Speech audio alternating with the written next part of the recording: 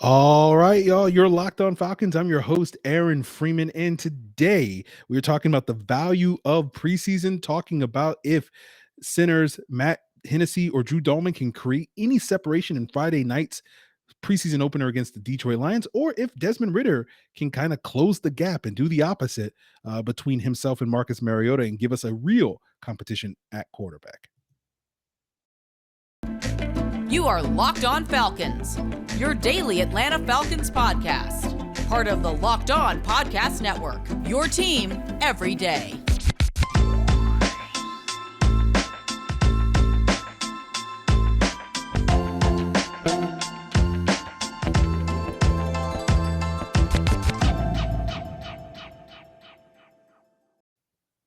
So, guys, you know me. I'm Aaron Freeman, been covering the Falcons for many years, formerly at FalcFans.com, RIP, still going strong on Twitter at FalcFans, and of course, the host of this distinguished Locked On Falcons podcast, your daily Atlanta Falcons podcast, part of the Locked On Sports Atlanta podcast family. And of course, we thank you guys for making Locked On Falcons your first listen each and every day. Locked On Falcons is free and available Monday through Friday on a variety of podcast platforms, including Apple, Odyssey, Google, Spotify, and of course on YouTube. If you check us out on YouTube, subscribe to Locked On Falcons on YouTube, hit that bell, give us a like. You will get the video version of the podcast the night before the audio drops. So today we'll be talking about sort of two prominent position groups that I will be focused on Friday night. Tomorrow's episode will be joined by Jarvis Davis of the ATL Day Ones podcast on that Locked On Sports Atlanta podcast family to talk a little bit more in depth about possibly some of these competitions, as well as others we'll be focused on in Friday night's preseason opener against the Detroit Lions. But this is kind of a preview of the preview for that episode. And then, of course, then Jarvis and I will be giving you guys our postcast on the Locked On Sports Atlanta podcast feed, but I'll talk about that a little bit later. So before we jump into starting things off, talking about, the possibility that Friday night will sort of change the narrative at the quarterback position, I do want to touch upon briefly sort of how I value the preseason. And I go on these rants, year after year, summer after summer. I think the biggest mistake that people make when they watch these preseason games is thinking that it's somehow predictive of how players will perform in the regular season. That really the value of the preseason is not about sort of looking at units or anything like that. So if the offense goes down the field, on an opening play drive and scores in 9 plays or whatever, people then look at that and say, oh, this offense is firing all cylinders. They're going to pick up where they left off, once the regular season starts. Or the opposite is true. If they struggle coming out of the gates, oh, this is predictive. And that's not how it is. Preseason is about really figuring out which of these 90 guys that you have in camp that are going to be playing in these games are going to make your 53-man roster. That's really it, right? And it's not about the units. It's about the individuals, how they execute, how they perform. Can they run the basic things that you're going to ask them to run to be able to make your team? And then when we get into the regular season, when you're doing much more complex things, obviously you need to be able to add 2 plus 2 before you can be expected to multiply 9 times 8 or whatever that is. So that's the real thing to look for and evaluate. And that can be difficult, I think, to a lot of fans and media as well, because that requires a level of scrutiny, a level of detail that you only typically use when you're kind of evaluating guys for the draft, right? That when you watch like a Clemson Wake Forest game and you're watching that one, defensive tackle from Clemson, you're hyper focused on that guy and not really paying attention to any of that. And that's kind of how you have to treat the preseason. But except for you got to do it 90 times. And so that requires a lot of, again, attention to detail and probably requires a lot of more time than most people are willing to make. And so therefore people would rather go with the bigger sweeping narratives about this is what it means for this unit. This is what it means for, the offense or the defense or the pass rush or whatever. So I think that's not the way they're looking at it. But getting into sort of more of the specifics of, these competitions, Friday is going to be a golden opportunity for several of these individual players to sort of create separation in some of these competitions. We'll talk about the center position specifically in that regard, but let's go sort of start about the quarterback situation where there isn't really a competition. We talked about that, after the first day of training camp where the Falcons poured cold water on that. ESPN's Mike Rothstein and the Athletics' Jeff Schultz poured even further cold water on that on today after Wednesday's practice, basically stating that, Ridder is not closing the gap on Marcus Mariota in terms of making that a real competition. But one of the things I've noticed over the last couple of days is that, those guys are kind of getting equal reps in some of these 11 and 11 team sessions, which is not necessarily in of itself this huge indicator. But typically when you want to see guys get a equal number of reps when it comes to real competition. So that's not an indicator that there's a real competition, but I think Friday night offers a golden opportunity for someone like a Desmond Ridder to kind of change the narrative. That even though he may not be lighting things up in the practice, if he can light things up in the games and starting on Friday night, that can change the narrative. It's not going to cause Marcus Mariota to not be the starter in week one in all likelihood, but it does potentially shorten the leashes, which is what we've been having that conversation. It's not about is Ridder going to take Mariota's job in week one. It's going to be that in the event that the Falcons don't get off to the fastest start this season, which I know controversial opinion. I know some of you guys believe that the Falcons are, start the season 3-1 and all that stuff. But in the event that they don't, all of a sudden, does the team turn to Desmond Ridder sooner versus later? Like I feel like there's a very low probability sitting here today that we'll see Desmond Ridder start any games in September and October. November is a different conversation, but that could change if Desmond Ridder has a good summer. I've seen this happen time and time again throughout the NFL over the last decade plus of these guys that were supposed to redshirt as rookies, but all of a sudden either were able to steal a starting spot or come in and shorten the leash on that starter that was the guy or whatever that was. So I'm curious to see if we see that with Desmond Ridder on Friday night, or if Marcus Mariota continues to create that separation for him and goes out there and lights things up with those starters, and certainly that will cause a lot of people to be like, well, it's done, it's a wrap on that. So that's going to be something I'm going to be focused on Friday night. I'm also going to be focusing on the center position and whether or not Matt Hennessy or Drew Dalman, as they go kind of back and forth in a quote unquote real competition, if either one of those guys can create separation on Friday night against the Detroit Lions. And we'll get more into that as we continue today's episode, guys. But before we get there, I do want to ask you a couple of questions. Do you like pina coladas? Do you like getting caught in the rain? Maybe you're not into yoga. Maybe you have half a brain. But if you like making love at midnight in the dunes of the Cape, Built Bar is the love that you look for. Go to built.com and escape. And that corny segue and intro is to let you guys know that there is a pina colada flavor now at Built Bar. Summer's not over, so find your escape by checking out the pina colada flavor, the pina colada puff with that fluffy marshmallowy goodness mixed in with the pineapple and coconut flavors. So check that out at built.com. And when you do, use the promo code LOCK15, you'll get 15% off your order. That's promo code LOCK15, LOCKED15 for 15% off at built.com. So one of the more intriguing things I'll be paying attention to on Friday night is sort of how Arthur Smith kind of deploys his starters this year. He's already confirmed that everybody that's healthy will play on Friday night. So we'll see how that goes. But given that he didn't really play anybody last preseason, and shout out to Arthur Smith for making the change and growing and evolving and being better. But we don't really know how he's going to figure this thing out, and that's going to impact some of these competitions. Now, with the quarterback situation, my expectation is we'll see a lot of Desmond Ridder, probably a lot more of Desmond Ridder than Marcus Mariota. Does Mariota get a series? Does he get a quarter? Does he get a half? We'll see. But I'm expecting to see a lot of Desmond Ridder. Maybe we'll see brief flashes of Felipe Franks. But at the center position, it'll be interesting to see how he deploys Drew Dalman and Matt Hennessy, because we're looking for starters there, not so much at the quarterback position, but how those guys go will be interesting. We've seen in the past with Dan Quinn where there would be times where he would put Matt Ryan and Julio Jones out there for one snap before pulling them. We saw last year where Arthur Smith, when he did play the starters in that preseason finale, we saw Kyle Pitts get like 2 snaps and then he pulled them, as well as several other starters. Do we see more of that? Again, with Grady Jarrett or Cordero Patterson or some of these guys? Do the guys get a full series? Do they get 2 series? Do they get a full quarter? Do they get a first half? And I think back to the 2015 summer where we had a competition between Drew Dalman and Matt Hennessy. Between Joe Hawley and Mike Person, that kind of mirrors this Drew Dalman and Matt Hennessy competition. And I recall in those preseason games, it was kind of Person gets a series, Hawley gets a series, and I'm wondering if we'll see a similar sort of dynamic with Dalman and Hennessy to try to get an apples to apples comparison. And does that lead to more of the Falcon starters, including Jake Matthews and Chris Lindstrom, getting more reps on Friday night than probably we would assume that they need in order to play to get better of that apples to apples comparison. So I'm fascinated to see how that goes. We saw Matt Hennessy kind of struggle last year against the Lions and Lee McNeil in that early in that matchup last year. And so if we see Drew Dalman get matched up against Lee McNeil, who knows if McNeil plays and how much he plays, if at all. But that kind of gives us something that is somewhat an apples to apples comparison, maybe a Red Delicious versus a Granny Smith comparison when it comes to as part of that evaluation.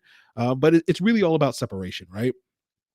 Can either one of these guys create separation, right? That didn't really play out with Hawley in person until further on, multiple preseason games. And it seemed like, okay, by the time we got to the end of the preseason, it did seem like Mike Person had created a little bit of separation from Joe Hawley and was consistently better in the preseason. And some of that was owed to Joe Hawley having an injury, and that ultimately led to Joe Hawley, being cut by the Falcons. But we'll sort of see, this is kind of step one in a multi-step process at the center competition that, again, I don't think a job is going to be won or lost on Friday night, but it's an opportunity for one of these guys to create some separation, and talking about evaluating these guys. I know for me, looking at these individuals, obviously you're going to be focused on, how they handle their pass protection assignments in the one-on-ones. I think snapping is going to be important, right? And, speaking of Mike Person, snapping could be an issue in this game that could help determine this outcome. Like, I know one of the things when I was evaluating Matt Hennessy coming out of Temple was I didn't think snapping was an issue for him, but it did rear its ugly head a couple of times on Drew Dalman Stanford tape. And we saw last year against the Tampa Bay Buccaneers, it kind of reared its ugly head then. And, Mike Person, obviously it reared its ugly head a number of times throughout that 2015 season with him. And so, how does that play into things? Do we see examples of that? That'll be something, low snaps, high snaps on Friday night. That will certainly potentially influence things. And then you look at the running game. We talk about, or y'all talked about, this team being a lot more physical, focusing on how much taller our wide receivers are going to be. Me, I tend to think like physicality is won and lost in the trenches.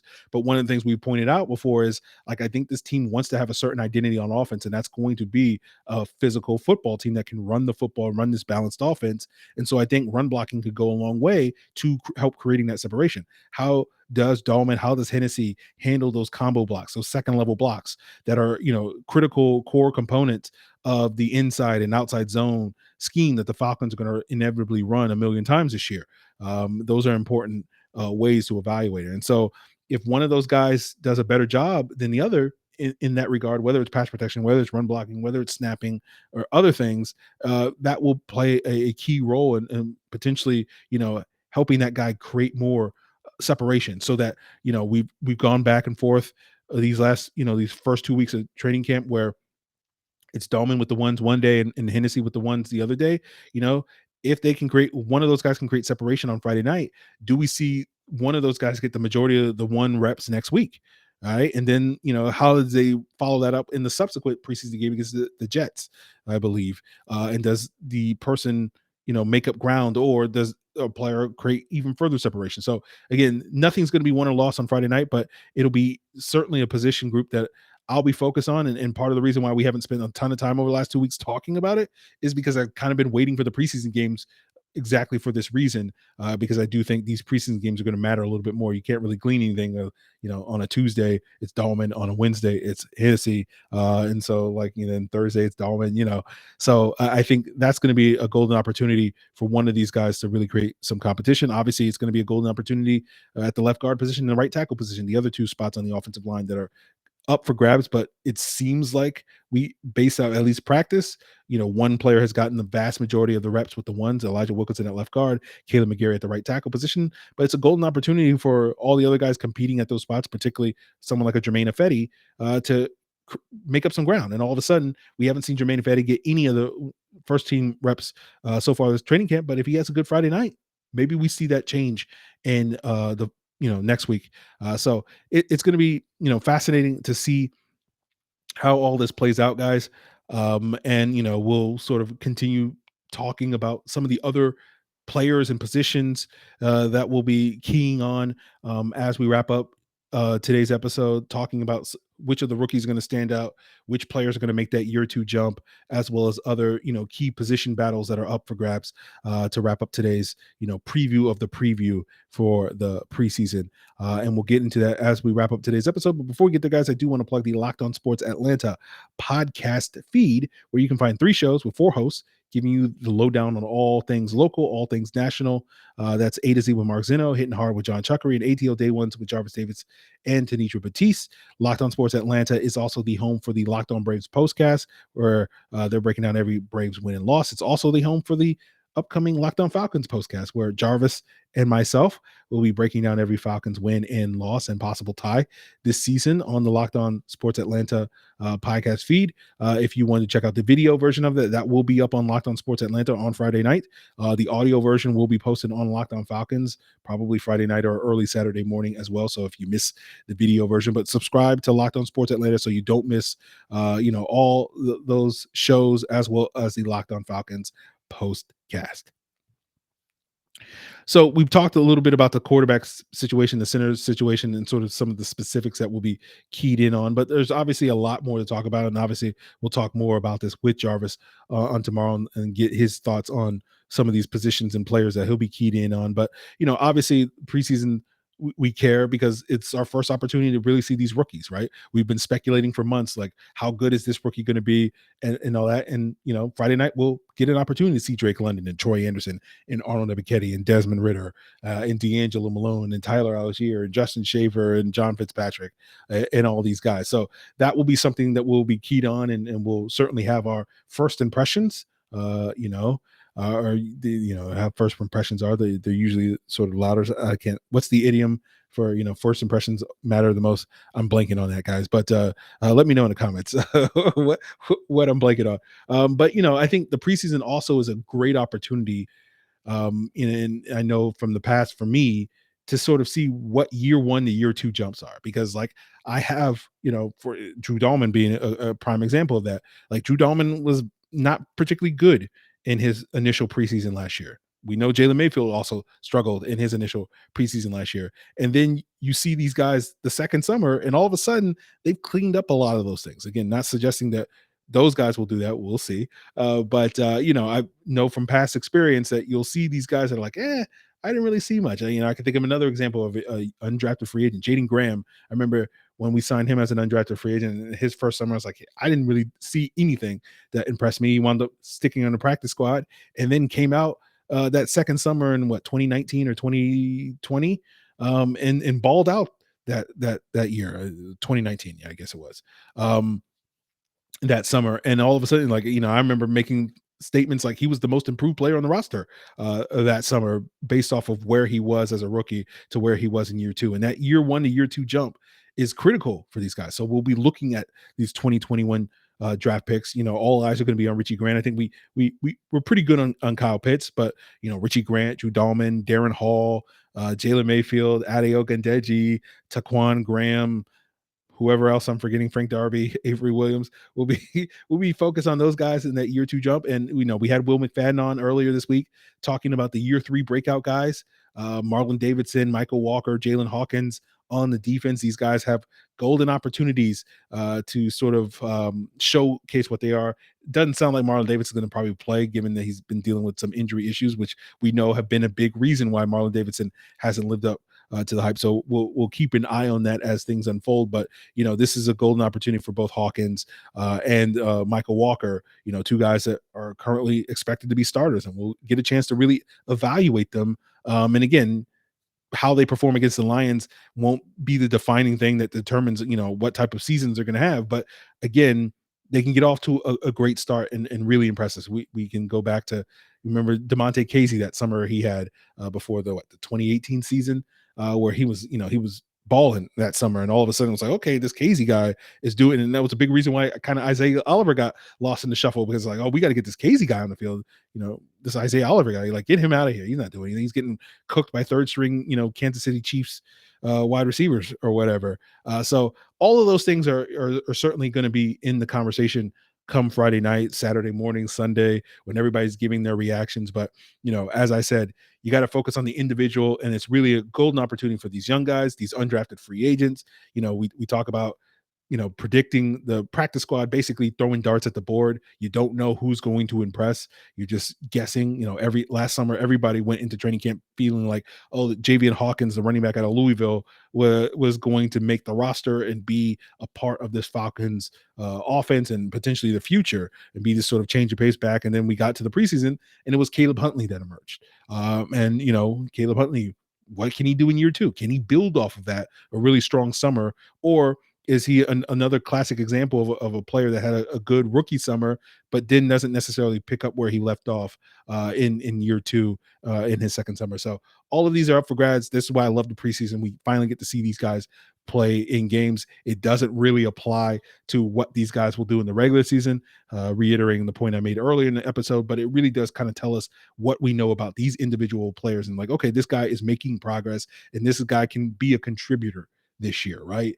That's really what it's about. Like, how much of a contributor is this guy? How ready is this guy? Is this guy ready to do, if he can do the basics that he's asked to do in these preseason games, once we, complicate things in the regular season, what will he do? What can he do? If he can, establish that foundation, we'll sort of see how that goes, guys. But I'm sure we'll have more thoughts on those topics and these players and these various position groups on tomorrow's episode, when we'll be joined by Jarvis Davis of the ATL Day Ones podcast on the Locked On Sports Atlanta podcast feed to get his thoughts on who he's going to be keyed in on Friday night. And of course, Jarvis will be joining me after the game for the Locked On Falcons postcast on the Locked On Sports Atlanta podcast feed. So go check out that.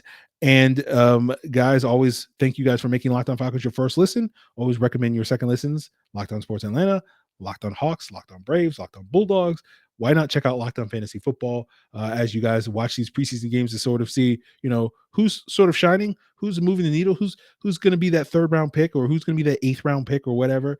Vinny Iyer, who has 20 years of NFL expertise and experience, can help you break that down as the host of the Locked On Fantasy Football podcast to get you guys geared up for this upcoming fantasy season and your upcoming fantasy drafts. So go check out Locked On Fantasy Football, all the same podcast platforms that you are currently watching and or listening Locked On Falcons, including on YouTube, guys. So that is going to do it for us. I'm sure I'm going to hear some angry comments, some very pro Mariota comments on today's episode. So by all means, guys, tell me how much of a Mariota hater and how much I'm sleeping on Marcus Mariota by talking about Desmond Ridder and it's not a competition. And yes, I'm going to enjoy having those conversations in the comments. And for Riley Strite, who sent those emails for future Q&As, I will reply to you via email, but I don't want to get into that on the podcast because I don't want to have to deal with the comments on those two subjects, Riley. So we'll just, we'll have a private conversation about that. But guys, that will do it for us here. Really appreciate you tuning in. We'll be back tomorrow with Jarvis Davis to give you more insight and more previews of Friday night's preseason opener against the Detroit Lions.